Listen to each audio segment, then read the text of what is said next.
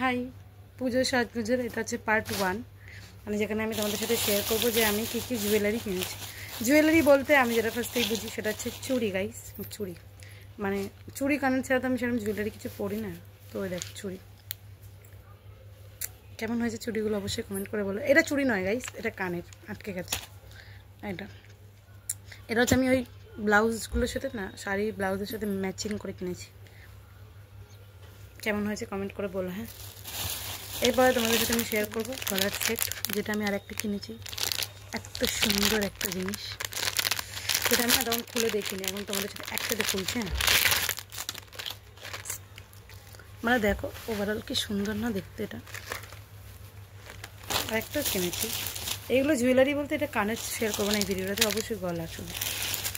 এটা একটা কিনেছি, এটা ওয়েস্টার্নের সাথে পরবো। এটাও একটা। ভিডিওটি ভালো লাগলো